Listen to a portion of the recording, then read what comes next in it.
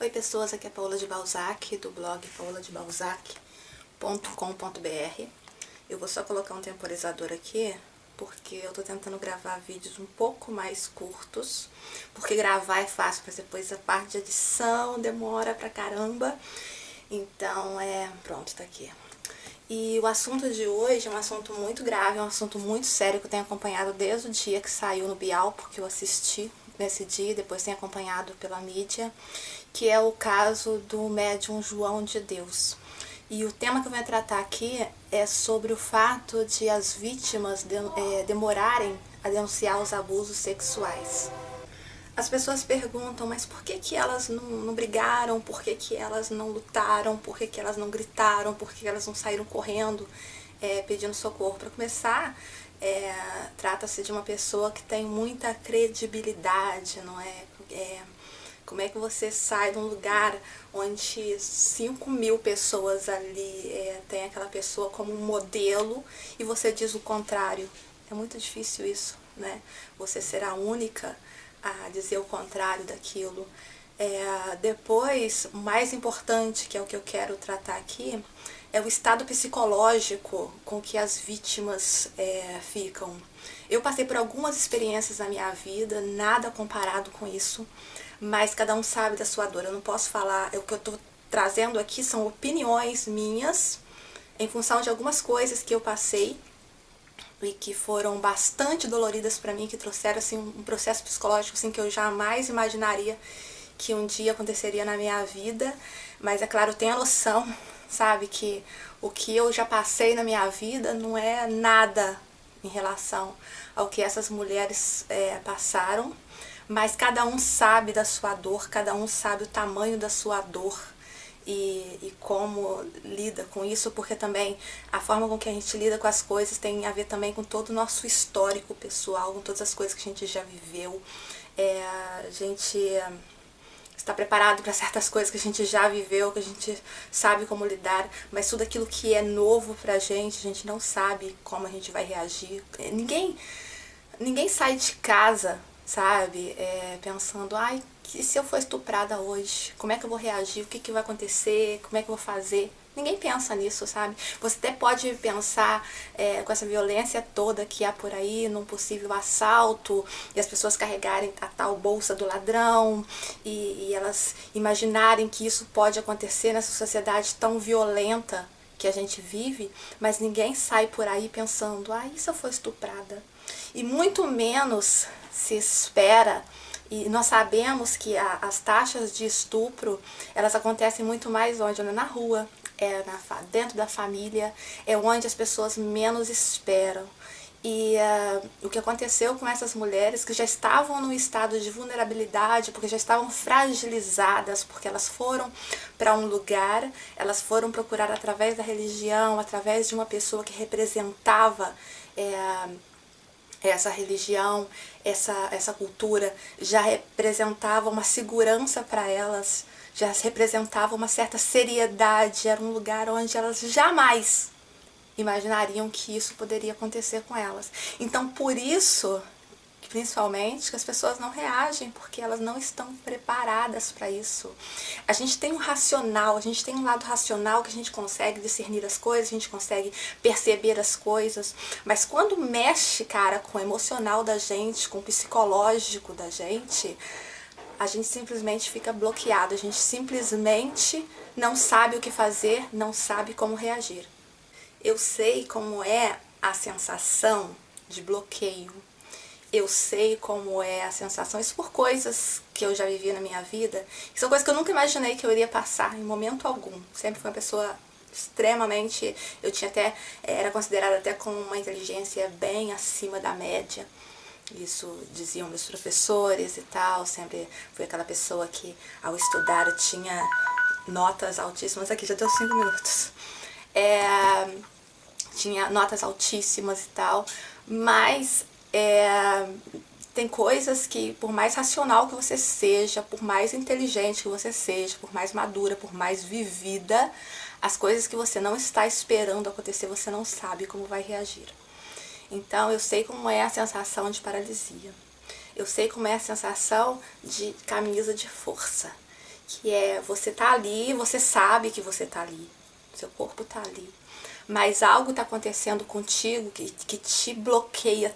Você entra num choque, cara. É um choque tão grande, tão grande, tão grande, que você simplesmente fica congelado, você simplesmente fica bloqueado. É como se seu corpo tá ali, você tem noção que teu corpo tá ali, mas ele tá num estado meio assim de hipnose. Porque você vê, é como se você conseguisse ver de cima, sabe? Porque o seu corpo tá ali, você tá ali, mas você não consegue reagir. É como se todo o seu corpo tivesse bloqueado, você não consegue se mexer, você não consegue. Há algo dentro de si que luta, sabe? Que quer sair dali, que quer gritar, que quer reagir, que quer cair na mão, mas há algo que te bloqueia completamente. Eu sei exatamente qual é essa sensação, sabe? De bloqueio, de ausência de espírito, que você de repente assim se bloqueia totalmente. E o pior não é isso também. Essa sensação não é o pior é que você simplesmente quer que isso acabe, entendeu? Então assim, às vezes você tá tão bloqueado, você sabe que você não vai conseguir sair dali, ter aquela força vital de sair dali, então você quer simplesmente que acabe, para você voltar para tua casa, para você voltar para o seu refúgio, para você voltar para o seu momento de segurança. Então, assim, eu acredito que muitas das mulheres tenham passado por isso, que é essa sensação de bloqueio total, total, absoluto, e de simplesmente quererem voltar para casa, voltar, talvez voltar até o tempo, para não ter estado ali naquele momento, para não ter que ter passado por esse tipo de situação que elas não esperavam passar. Quando nós falamos do estado psicológico, não é só ali um momento, sabe? O problema é o que vem depois. Muito possivelmente as mulheres só desabafaram isso com uma ou outra pessoa mais íntima da vida delas. Não é só uma questão de vergonha, sabe? É uma questão de pudor. Porque é muito difícil você admitir para você mesma, sabe, que aconteceu um certo tipo de coisa e que na hora você não reagiu, sabe, que você não conseguiu reagir, que você deixou acontecer. Não é porque mentalmente você queria deixar acontecer, mas o seu corpo, sua alma, tudo bloqueou e você simplesmente não conseguiu reagir. E como explicar para as pessoas isso? Como explicar para alguém esse bloqueio total que você teve, esse estado de choque que você entrou? Porque muito que acontece numa situação de estupro, as pessoas acham que se você não aparece assim com o olho roxo deste tamanho, se você não aparece toda quebrada, sabe, ou morta, que você não foi vítima. As pessoas só aceitam a situação de estupro se você aparecer dessa forma, sabe? Então, assim, é muito difícil você falar para alguém. E aquela questão também de ser a palavra, como foi algo em privado, de ser a sua palavra contra a palavra de uma outra pessoa, e uma pessoa que todo mundo admira, que todo mundo tem como uma pessoa muito séria, muito isso, muito aquilo. Porque assim, isso não anula as coisas que ele fez de bom, não é? Então, assim, como é que quem é você? Quem é você ali? E aquela pessoa ali que tem toda uma credibilidade. Até porque as pessoas hoje em dia, elas trabalham muito para construir uma imagem. E o que é a imagem de uma pessoa durante anos que ela construiu ali contra a sua palavra? Quem é você, entendeu? Então, eu compreendo muito, sabe? Esse receio das mulheres, delas denunciarem na hora. E também, um outro fator, às vezes acontece uma coisa na sua vida que é tão grave e que te modifica tanto, porque eu vi um depoimento de uma mulher que falou assim, ele acabou com a minha vida. Você imagina o que é isso, cara? A pessoa acabar com a tua vida. Sabe, tu você era, você já foi criança, você já teve sonhos, você já teve planos, você já...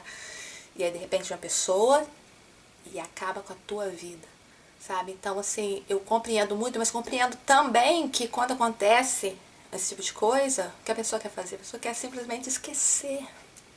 Porque se ela não pode mais fazer nada em relação a isso, aquilo que aconteceu, ela não pode voltar lá atrás e dar unhada nele, e dar na cara dele, e gritar, e até porque ela estava impedida tanto emocionalmente, psicologicamente, por estar nesse estado de choque, como também pelos fatores externos, saber que há pessoas ali que teriam, que jamais ficariam do lado dela, né, e que jamais a defenderiam, pelo contrário, iam questionar como assim, né, esse cara tão bom, tão santo, como não.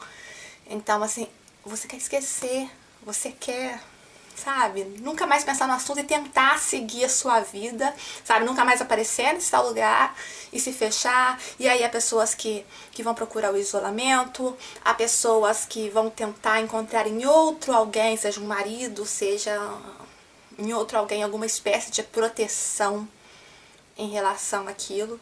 Elas vão tentar se sentir protegidas de alguma forma. E há pessoas que vão sofrer com isso ao longo do tempo. Eu sei o que é a situação de paralisia, eu sei que a situação é de você ter medo novamente de vir acontecer. Eu sei qual é a sensação da síndrome do pânico, de você. Não é só o pânico de poder vir acontecer novamente aquilo que te aconteceu. E olha que quando eu falo do meu lado pessoal, eu não estou falando de nada nem parecido com isso. São traumas meus, coisas pessoais, que me modificaram também. Que tiraram muito da minha inocência, da minha ingenuidade, da minha... Sabe quando você acredita em todo mundo? Eu era aquela pessoa que acreditava em todo mundo, achava que todo mundo era bom, todo mundo era legal, sabe? E, de certo modo, as coisas que me aconteceram até foram boas, no sentido de que agora eu tenho os pés mais fincados na realidade. Mas, por outro lado, eu sinto falta, sim, dessa ingenuidade, dessa leveza que a vida tinha, sabe? De não ter mais... De poder confiar, cara, sabe? De poder acreditar nas pessoas, entendeu? Então, as pessoas querem esquecer, mas aí tem todo esse estado psicológico também da paralisia, da síndrome de pânico. E eu tava falando da síndrome de pânico, não é só aquele desejo de você se isolar dentro de casa e de você não querer mais sair na rua pra ver ninguém. É um medo até de encontrar com alguém e alguém te perguntar, tá tudo bem? Sabe? E você ter vontade de dizer assim, não, cara, não tá bem, não tá legal. Eu sei o que é depressão, apesar de eu já passei pelo processo da depressão. Hoje eu tô assim 90% melhor do que eu já tive alguns anos atrás, mas eu sei o que é isso de você não querer falar no assunto. Então, por isso, eu compreendo muito bem, eu assim, quer falar, vou falar com minha psicóloga, vou falar com o meu psiquiatra, pra que às vezes também você vai falar para certas pessoas que não vão compreender a dor que você está sentindo. Porque não tem, na verdade, não tem como eu sentir o que você está sentindo, eu posso até imaginar, mas eu não tenho como sentir de verdade ali aquilo que você está sentindo. Então, pra que eu vou falar pra você aquilo que eu estou sentindo? Né? Porque às vezes a gente desabafa, faz bem, mas nem sempre. Porque às vezes você pode sim receber muito apoio se você for falar para as pessoas certas, mas também você pode... Há muitas pessoas que têm uma energia que gostam muito de ver o mal do outro, sabe? Que se alimentam, sabe, do mal do outro, de saber que o outro tá numa situação vulnerável. E às vezes você se mostrar vulnerável também, você mostrar as suas fragilidades, infelizmente, nos dias de hoje, você mostra as suas fragilidades, você está abrindo porta para pessoas oportunistas que vão querer explorar essas fragilidades, que é o que aconteceu, aliás, com essas mulheres, porque se elas foram lá para procurar ajuda, porque elas estavam no momento frágil da vida delas, seja mulheres que estavam tentando engravidar, mulheres que estavam com problema de saúde na família, então elas já estavam frágeis. Ninguém vai procurar ajuda se não precisa de ajuda, não é? Então, explorou-se isso delas. Justamente porque elas estavam assim, é claro que ele tinha noção, cara, sabe? Que elas estavam nesse estado e que então não representavam risco para ele. Por isso que se repetiu tanto esse processo. E o que mais dói, sabe? O que mais dói de verdade quando alguém ferra com a nossa vida é saber que essa pessoa vai deitar no travesseiro dela como se nada tivesse acontecido, quase como se tivesse feito um favor para você, Tá? E ela vai acordar de manhã do mesmo jeito, vai escovar os dentes, vai tomar café e vai seguir com a vida dela exatamente do mesmo jeito que estava. Isso é o que mais dói. Porque você pode pensar, ele deve sentir culpa. Que culpa? Porque se a pessoa repete. Eu sei que eu estou julgando ele e isso é horrível, você julgar uma pessoa que ainda não foi condenada. Mas, gente, olha, tantas e tantas vítimas que apareceram por aí. E se elas deram o grito, e se elas foram capazes de denunciar, eu não creio que seja algo individual delas, falar assim, eu vou lá e vou fazer isso por mim. Como elas, na minha concepção, elas querem esquecer isso que aconteceu, se elas estão dando voz agora, se elas estão fazendo isso, na verdade é por uma coisa muito maior até que a dor delas. Elas estão fazendo isso para que não aconteça com outras mulheres o que aconteceu com elas. Porque até então, talvez elas imaginassem que acontecesse só com elas. Agora que o caso veio à tona e começou a aparecer um montão de mulheres, já estão 300 e tal, sabe?